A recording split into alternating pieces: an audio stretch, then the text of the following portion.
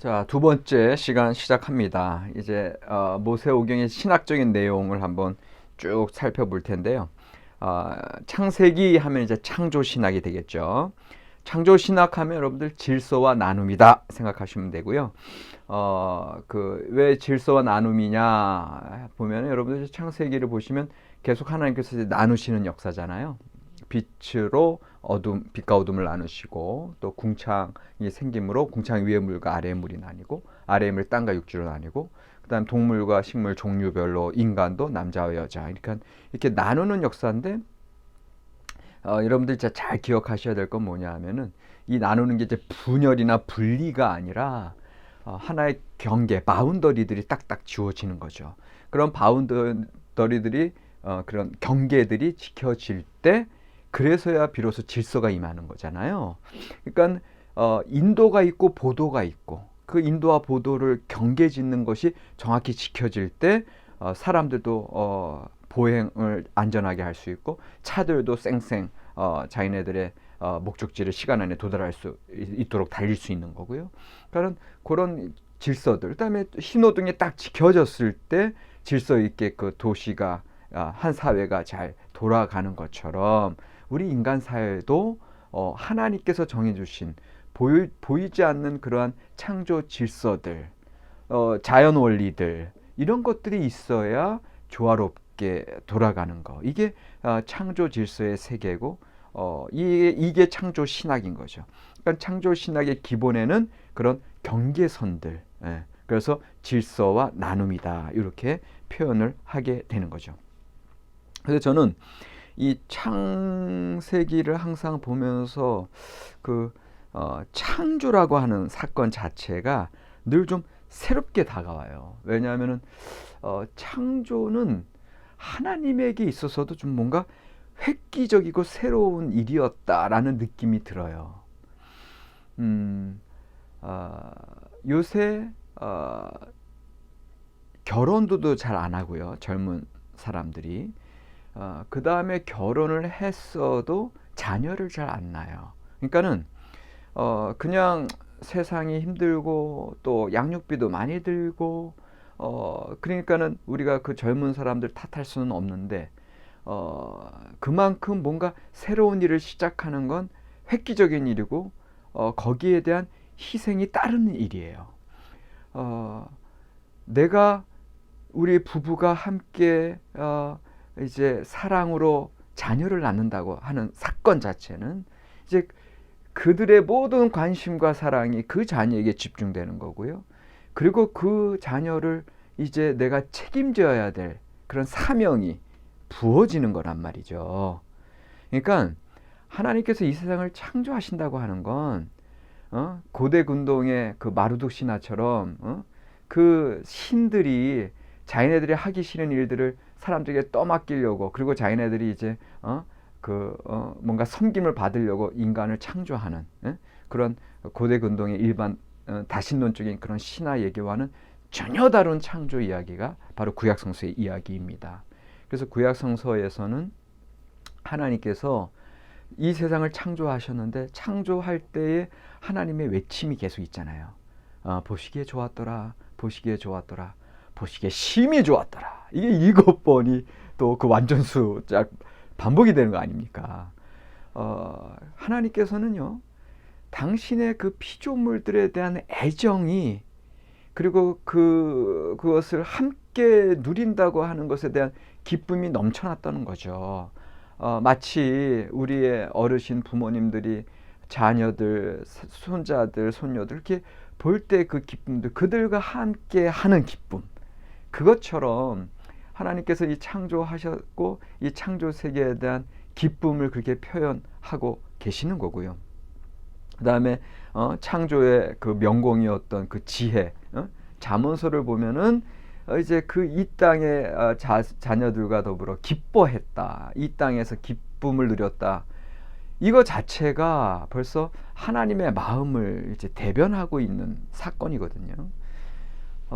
그러니 여러분들, 하나님은요, 창조주 하나님의 모습은 결국은 사랑의 하나님이요, 책임지는 하나님이십니다.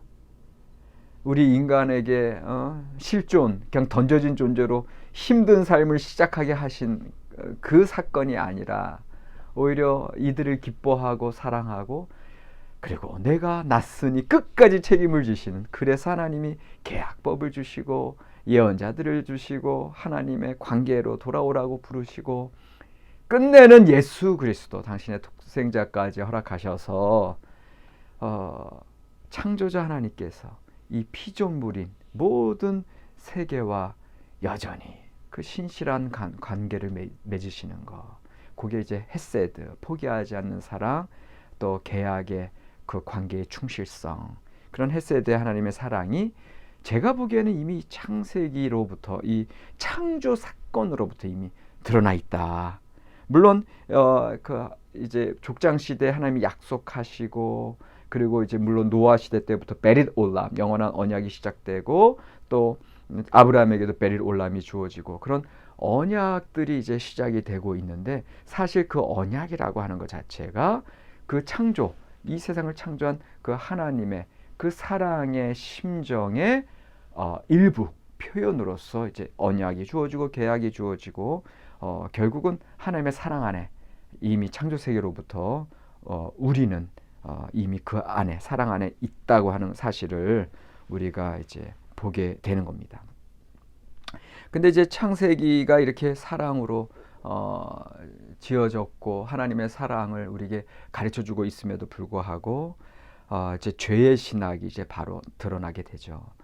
선악과를 따먹음으로 땅의 망가짐, 또 인간의 욕심들 타락하게 되고, 결국은 이제 나중에 가인과 아벨 사건, 그 다음에 가인의 후손 라멕의 사건, 이런 살인과 폭력과 이런 부정함이 이 땅에 이제 들어오게 되는 그런 죄의 신학이 또 이미 창세기의 창조의 사건에서 이제 시작되고 있는 것을 이제 우리가 보게 되죠. 결국은 그 사랑의 하나님의 창조 사건 속에서도 하나님께서는 힘든 길을 택하신 거예요. 우리 인간에게 자유의지를 주셨기에, 기계적으로 꼭두각시로 만들지 않으셨기에. 왜 그러셨냐? 인격적인 관계성을 원하셨기 때문에 그런 거죠. 왜냐하면 로봇과 꼭두각시와 무슨 인격적인 관계가 이루어져요? 그들 이 피조된 세계에서 하나님이 기쁨을 어떻게 누릴 수가 있어? 오히려 그 자립적, 그래서 하나님의 형상을 주신 거예요, 인간들에게. 하나님의 형상을 주셨는데 그 하나님의 형상이 우리가 이성적으로 선택할 수 있는 그런 자유의지로, 그리고 윤리성, 그리고 양심인데, 그리고 우리의 영혼인데, 근데 우리의 영혼의 작용이 하나님께 순종하는 것으로 가지 않고 뱀의 유혹에 빠지는 것으로 가게 되고, 하나님만을 섬기고 사랑하는 것이 아니라 이 세상에 보이는 다른 것들을 섬기며, 그게 이제 우상이 되는 거죠. 그렇게 빠짐으로 말미암아, 그 다음에 제일 중요한 거, 하나님 한 분만 높여야 되는데 우리의 눈이 밝아져서 내가 지혜롭게 되는 것처럼, 그래서 내가 나의 삶의 중심인 것처럼, 주권자인 것처럼 행할 때 이제 이 땅의 부정함, 오염은 시작되는 거죠. 결국은 순종과 불순종의 문제고, 더 나아가서는 하나님 앞에 정말 주인된 자리를 나의 주권자 대신 하나님 앞에 돌리는 게 아니라 내 마음대로 살려고 할 때에 이 땅이 망가지는 그런 죄의 신학을 이제 우리가 보게 됩니다. 그래서 이 죄에 빠진 인간들에 대해서 하나님의 사랑의 사건이 이제 새롭게 시작하는 게 바로 이제 언약의 신학으로 시작되는 겁니다. 그래서 아브라함을 부르시고, 그 다음에 이미 태고 시대 그 노아의 홍수 사건을 통해서도 하나님은 정의의 하나님이니까 심판하셔. 그러나 하나님은 또한 사랑의 하나님에게 용서하시고 계속해서 기회를 주시는 거고, 그리고 결국은 심판이 아니라 구원이 하나님의 원하시는 바이고 하나님의 사랑이시기 때문에, 결국은 그런 언약의 신학을 통해서 당신의 백성을 택하시고 그들을 통해서 이 땅을 또 하나님의 온전한 다스림과 정의와 사랑이 이루어질 수 있도록 하나님께서 그렇게 섭리하고 계시는 걸 우리가 창세기에서 볼 수가 있습니다. 그다음에 또 한 가지 창세기에서 이건 이제 우리 왕대일 교수님이 이제 이제 은사님이신데 감신대 대학원 제가 이제 그분에게 석사 논문을 썼는데 이제 우리 왕 교수님이 이제 지금 은퇴하셨죠. 은퇴하시고 지금 이제 또 저쪽 어디예요? 저쪽 강서에서 이제 또 목회를 지금 또 하고 계신데 그분이 창세기를 화해의 신학으로 보시더라고요. 화해의 신학. 왜 화해의 신학으로 보느냐? 이게 아브라함 집안을 봤더니 콩가루 집안인 거예요. 미안하지만 야곱과 에서의 이제 다툼으로부터 시작해가지고 이삭까지는 이제 아브라함의 아들 이삭 순종의 아들 그 이삭까지는 괜찮았는데 이삭의 아들 때부터 이제 야곱과 에서가 그 장자권을 두고 이제 다투죠. 또 야곱의 12아들들을 보세요. 야곱의 12아들을 가기 전에 야곱의 그 두 아내 레아와 라헬 서로 이제 사랑 경쟁을 이제 벌이게 되고요. 그리고 나서는 이제 야곱이 그렇게 사랑하는 라헬에게 난 그 요셉이를 너무나 사랑하기에 편애하기에 다른 이제 아들들이 이제 시기하고 결국은 요셉을 애굽의 노예로 팔게 되고 뭐 이런 그런 계속해서 갈등 이제 그다음에 야곱 본인도 계속해서 라반 삼촌과 갈등하고 또 그 라반의 아들들 사촌들과 계속 갈등하고 계속 그런 갈등의 역사잖아요. 분열의 역사잖아요. 나누어짐의 역사잖아요. 여기서 이제 나쁜 의미의 나누어짐이죠. 그런데 결국은 이것이 다시금 야곱과 에서가 화해하게 되고요. 그 이제 야복강가에서 씨름을 통해서 야곱이 이스라엘이 되면서 에서를 만나고 제가 하나님의 얼굴을 보는 것과 같습니다. 그렇게 화해하는 역사들. 그리고 요셉이 이제 나중에 총리 대신이 돼서 그 기군 중에 양식 얻으러 온 형들에게 나중에 이제 내가 요셉이요 하면서 나를 이곳에 팔았다고 걱정하지 마시오. 당신들이 이곳에 날 판 게 아니라 하나님이 많은 사람들 구원하려고 나를 이곳에 보냈소. 이러면서 그 형들과 이제 또 화해하는 장면들. 결국은 화해 신학이 그 창세기의 뒷부분 이 족장사들을 통해서는 펼쳐지는 게 아니겠느냐. 이제 또 이렇게 이야기하고 있으시고 상당히 우리에게 이제 통찰을 주시는 이야기가 되겠습니다. 자, 그 다음에 이제 출애굽기로 한번 넘어갈게요. 이제 창세기가 창조 신학이고 그것이 이제 창조 질서의 이제 화해 신학으로 이제 이렇게 가는 거면 출애굽기는 이제 해방 신학이고 또 여기 이제 계약 신학이고 그리고 여기에 이제 성막을 통한 이제 하나님과의 동행의 신학으로 이렇게 출애굽기는 이어지게 됩니다. 그러니까 이제 출애굽기는 이제 여러분들 이제 구원의 하나님의 해방의 역사가 이제 시작이 되죠. 근데 참 출애굽기도 참 우리에게 은혜로 다가오는 게 뭐냐 하면은 그 사실은 이제 그 요셉이 총리 되신 시절에 이제 야곱이 이제 그 70명의 이제 가솔들을 이끌고 이제 내려가서 거기서 이제 중다하게 퍼짐으로 이제 요셉도 죽고 또 요셉을 알던 파라오도 죽고 새로운 파라오가 봤더니 아니 유대인들이 너무 강성해지니까 이제 그들을 탄압하고 결국은 장자들을 다 죽이는 그런 시대에 불행한 시대에 이제 모세가 태어나서 또 그 위기의 시대 때 이제 영웅으로 이제 서게 되는 거 아니에요. 근데 이제 모세가 나중에 출애굽기 3장에서 하나님의 소명을 받기 이전에 이스라엘 노예들은 하나님 야훼 하나님에 대한 존재도 모르고 그럴 때인데 이들이 신음하고 힘들어할 때 출애굽기 1장에 보면 하나님께서 그들의 부르짖음을 들으셨더라. 그리고 옛날 아브라함과의 약속을 통해서 그들을 기억하셨더라. 이런 이야기가 나오잖아요. 여러분들 그 이스라엘 노예들이 기도한 것도 아니고 이스라엘 노예들이 뭐 옛날 뭐 아브라함 그런 사건 그런 어떤 그 약속하신 바에 대한 제대로 교육을 받은 것도 아니고 물론 그런 어떤 전승을 통해서 이제 교육은 있었겠지만 그 사실은 우리가 성경이 얘기 안 하니까 모르는데 근데 어쨌든 이들이 너무 힘들고 어려우니까 신음하고 부르짖는단 말이에요. 근데 그 소리를 하나님이 들으신다는 거죠. 그리고 그 하나님이 들으신다고 하는 사건 자체가 벌써 하나님의 구원의 시작이죠. 그러니까 이제 이 출애굽기는 하나님께서 힘들어하는 그 약자들의 목소리를 듣는 것부터 시작이 되는 거예요.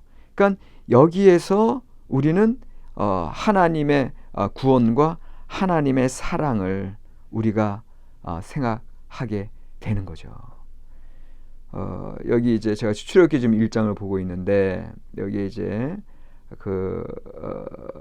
하나님께서 이제 들으신다고 하는 그 장면이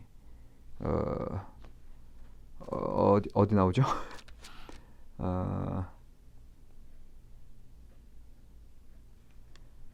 지금 제가 금방 그게 안 뜨이네.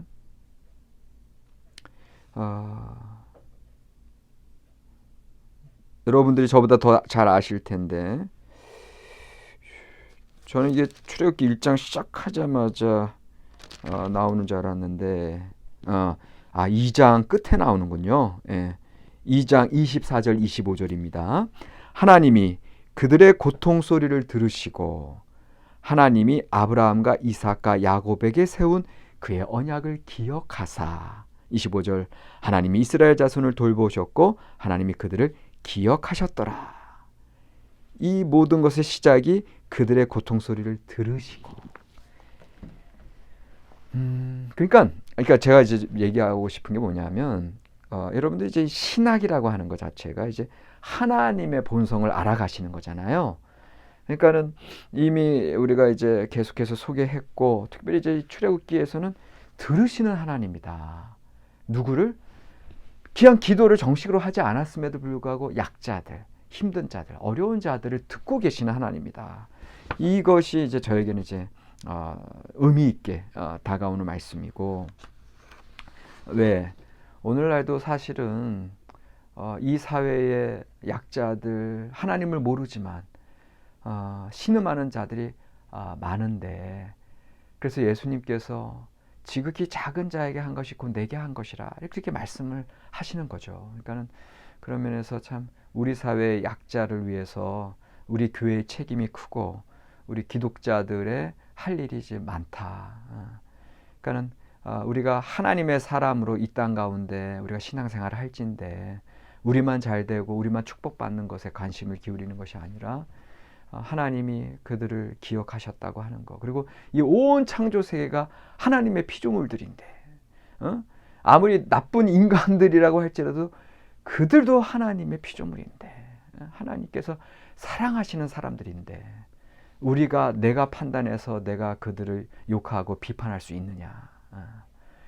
오히려 낮은 데 처하시는 예수 그리스도의 모습처럼 우리가 그렇게 낮은 데로 나아갈 때 우리 교회가 오히려 새롭게 갱신되고 또 이 세상에 진정한 빛으로 설 수 있는 게 아닌가. 요거를 이제 쭉 한번 생각을 해보는 거죠. 자, 그렇게 하나님은 그들의 음성을 들으시고 또 조상들과의 약속을 기억하셔서 그들을 이제 해방하시는 역사인데, 근데 이 출애굽기를 얘기할 때 이 해방 신학, 이 구원 신학을 얘기할 때는 해방, 구원 자체에 초점이 있는 게 아닙니다. 하나님께서 그들을 구원하시고 해방하신 목적이 있는 겁니다. 이스라엘 백성들을 향한 사명이 있는 겁니다. 이렇게 이제 우리 출애굽기 해방 신학을 잘 이해를 하셔야 우리 기독교인들도 예수 그리스도의 이름으로 구원받았다, 기쁘다, 할렐루야, 그걸로 끝나는 게 아니라 우리가 구원받은 거에 목적이 있고 사명이 있는 거죠. 그렇게 이제 우리가 성경의 내용들을 잘 받아들이셔야 됩니다. 그래서 섬김을 위한 해방이다 이런 이 용어를 써요. 이제 B.W. 앤더슨이라는 학자가 계약 공동체로서 새로운 삶이 주어지는 거다. 그러니까는 옛 노예에서의 삶이 아니라 해방 사건은 그들을 계약 백성들에게 새롭게 탄생시켰던 거고 이제부터 본격적으로 계약 공동체로서의 삶을 살아가게 되는 거. 요게 이제 더 중요한 내용이라는 거죠. 출애굽의 목표는 해방된 이스라엘이 시내산에서 언약 공동체를 조직함으로 야훼 하나님께 봉사하고자 하는 데 있다. 요거는 이제 또 왕대일 교수님 이야기고. 그래서 이제 이 백성들이 그냥 mixed multitude, 그냥 잡족이, 그러니까 여러분들 사실은 출애굽한 이스라엘 백성들의 그 구속 요소를 보면은 유대인들 이제 야곱의 자손들만 있는 게 아니겠죠. 그 노예들 중에는 당시 이집트 제국에 끌려온 여러 잡족들이 있겠죠. 헷 족속도 있을 거고 아말렉 족속도 있을 거고 다른 족속들 뿐만 아니라 또 이집트인들과 또 결혼해서 또 그런 새로운 족속들 새로운 어떤 그런 종이 있었을 새로운 어떤 사람들이 있었을 거고 인종이 있었을 거고 그러니까 그런 믹스드 멀티튜드로 이제 쫙 해방에서 나왔어. 그러나 시내산에서는 이제 하나님의 그 계약 백성으로 우리가 순종하겠나이다. 하나님이 우리의 하나님이 되시고 우리는 하나님의 백성이 되겠습니다라고 했을 때 카비넌트 피플로 거듭나는 거죠. 예. 그냥 잡족이 섞여 있었던 그러한 어떤 무리에서 이제는 계약 백성으로 계약 공동체로 거듭나는 것이 더 중요한 그 해방 신학, 구원 신학의 목표였다, 중심이었다 이렇게 보는 거죠. 구원과 해방 사건만으로서는 아무것도 아니다라는 거고 단지 그거는 이제 구원 경험, 이제 어떤 새롭게 이제 탈출하고 새롭게 탄생하는 경험이요 사건으로 끝나기가 쉬운 거고 중요한 건 하나님과의 새로운 관계를 수립하는 일이다. 요거를 이제 그래서 우리도 성도들이 그동안 우리가 한국 교회가 좀 이렇게 성숙하지 못한 이유가 이 구원 경험에만 이제 그것만 중시하고 구원받아서 이제 나 중심적으로 구원받았습니다, 축복받았습니다 이런 거로만 끝났기 때문에 문제라는 거죠. 왜? 구원받은 것은 이제는 새로운 하나님과의 관계가 수립되었다는 거고 새로운 하나님과의 관계가 수립됐다고 하는 것은 그 관계성이 풍성하게 삶 속에 나타나고 열매 맺어야 되는데 그러한 삶이 이제 실천되지 않았다는 거고 나타나지 않았다는 거죠. 그러니까 우리가 이제 이 구약 개론을 통해 배우면서도 이제 성서에 대해서 정확한 그 내용들과 신학적인 주제들을 우리가 깨달음으로 우리의 교리가 바뀌어야 되고 우리의 신앙적인 실천이 새로워지고 변화돼야 된다고 하는 거죠. 이런 것들을 하나하나 배워가면서 자 그래서 이제 출애굽기 그런데 이제 출애굽기에서 한 발 더 나가서 이제 동행의 신학 그러니까는 하나님과의 관계성까지는 좀 얘기했고요. 그러니까 계약 신학까지 얘기한 거고 이제 해방 신학, 계약 신학 한 발 더 나가서는 이제 하나님과의 동행. 그게 이제 출애굽기 성막의 완성을 통해서 하나님이 구름 기둥, 불 기둥으로 인도하시고 하나님이 이스라엘 진영 한가운데 이제 함께 하시죠. 동행하시죠. 그러니까는 우리 신앙의 성숙의 제일 중심에는 이제 늘 하나님과 동행하는 삶. 이게 이제 출애굽기 그 성막의 신학, 예배 공동체의 신학을 통해서 나타나는 거고 그다음에 사실은 그것이 질서죠. 하나님의 백성의 질서죠. 그리고 그것이 새로운 이스라엘의 창조죠. 그래서 저는 그 창세기 1장에서 펼쳐진 그 창조 신학의 하나님의 질서, 하나님의 어떤 다스리심, 하나님의 나라. 여러분들 에덴 동산은 이미 하나님의 나라예요. 제가 이미 계속해서 강조한 것처럼 그 하나님의 나라는 그 창조 질서란 말이에요. 그리고 그 창조 질서는 성막에서 하나님이 이스라엘 진영 한가운데 임할 때 인간의 목소리들, 내 마음대로 살려고 하는 것들이 하나님 중심으로 그래서 하나님과 더불어 동행하는 삶이고 그것이 곧 하나님의 나라의 질서고 하나님의 다스리십니다. 주권, 내 주권이 아니라. 그래서 이스라엘이 자기 주권, 자기 목소리를 이야기할 때 결국은 그들은 광야에서 이제 죽을 수밖에 없는 인생들이었고 오직 믿음으로 하나님의 음성을 듣고자 하고 하나님의 언약만을 붙들었던 여호수아와 갈렙 같은 이들이 결국은 승리하는 삶을 이제 결국 우리 이제 성경을 통해서 우리가 보게 되는 거죠.